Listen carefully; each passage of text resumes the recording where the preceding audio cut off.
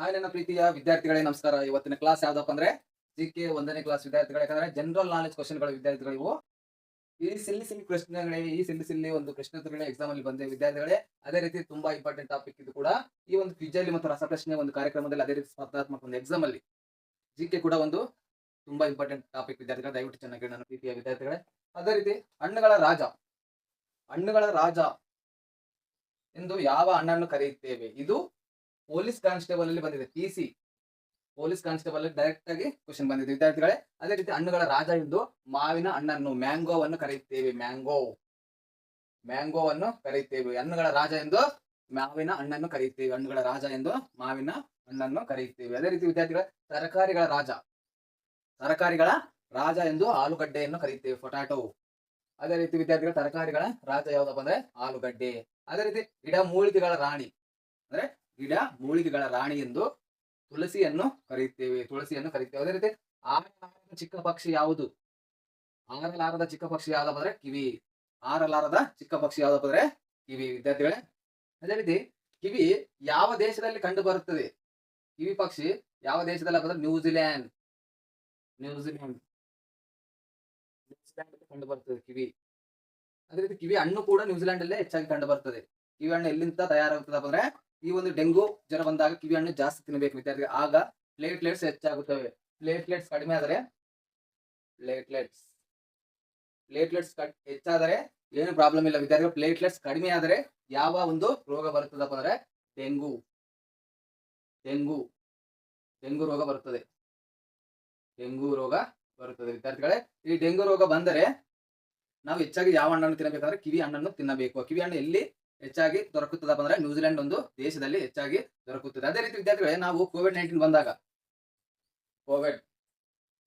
ಬಂದಾಗ ಯಾವ ದೇಶದಲ್ಲಿ ಅತಿ ಕಡಿಮೆ ಅಥವಾ ಕೋವಿಡ್-19 ಕಾಣಿಸಿಕೊಳ್ಳದ ದೇಶ ಯಾವುದಪ್ಪ ಅಂದ್ರೆ ನ್ಯೂಜಿಲ್ಯಾಂಡ್ ವಿದ್ಯಾರ್ಥಿಗಳೇ. ನ್ಯೂಜಿಲ್ಯಾಂಡ್ ಅತಿ ಕಡಿಮೆ.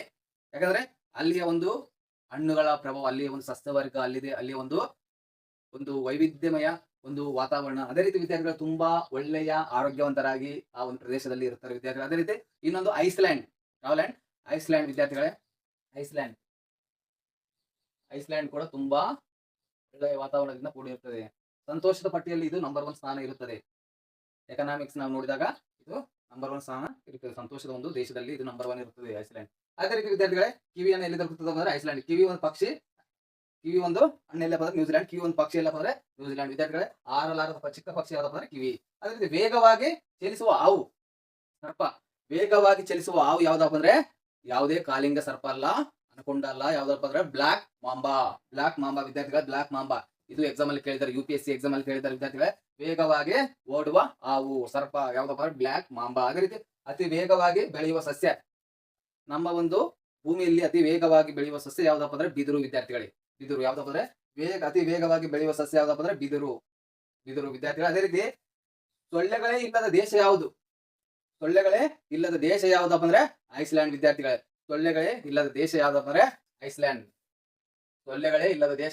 ಐಸ್ಲ್ಯಾಂಡ್.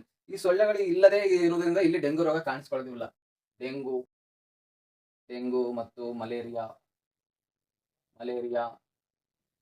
ಅದೇ ರೀತಿ H1N2 ಅವೆಲ್ಲ ಕಾಣಿಸ್ಕೊಳ್ಳೋದಿಲ್ಲ ವಿದ್ಯಾರ್ಥಿಗಳೇ. ಅದೇ ರೀತಿ H1H5 ಕೂಡ ಕಾಣಿಸ್ಕೊಳ್ಳೋದಿಲ್ಲ.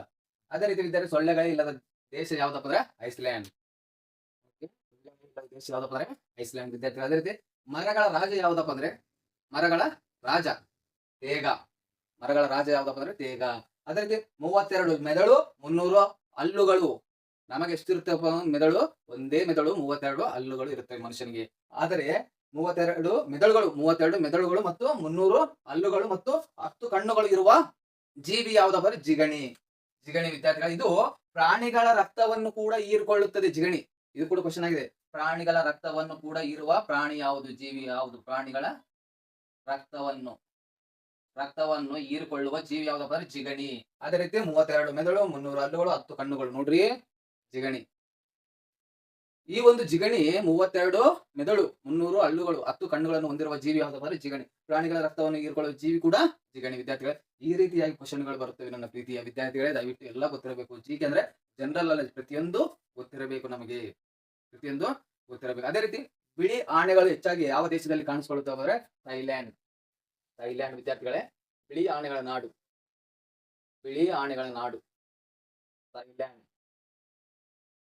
ಥೈಲ್ಯಾಂಡ್ ಬಿಳಿ ಆನೆಗಳ ನಾಡು ಯಾವ್ದಪ್ಪ ಅಂದ್ರೆ ಥೈಲ್ಯಾಂಡ್. ಇದೇ ಎಕ್ಸಾಮ್ ಅಲ್ಲಿ ಕೇಳಿದ್ದಾರೆ, FEA ಎಕ್ಸಾಮ್ ಅಲ್ಲಿ ಕೇಳಿದ್ದಾರೆ, ಫಸ್ಟ್ ಡಿವಿಷನ್ ಅಸಿಸ್ಟೆಂಟ್ ಅಲ್ಲಿ ಕೇಳಿದ್ದಾರೆ ವಿದ್ಯಾರ್ಥಿಗಳು. ಬಿಳಿ ಆನೆಗಳ ನಾಡು ಎಂದು ಥೈಲ್ಯಾಂಡ್ ಅನ್ನು ಕರೀತೀವಿ. ಅದೇ ರೀತಿ ಸಕ್ಕರೆ ಬೋಗಾಣಿ ಎಂದು ಕರೆಯಲ್ಪಡುವ ದೇಶ ಯಾವುದಪ್ಪ?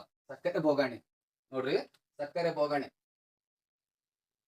ಸಕ್ಕರೆ ಬೋಗಾಣಿ, ಸಕ್ಕರೆ ಬೋಗಾಣಿ ಎಂದು ಕರೆಯಲ್ಪಡುವ ದೇಶ ಯಾವುದಪ್ಪ ಅಂದ್ರೆ ಕ್ಯೂಬಾ. ಯಾವ?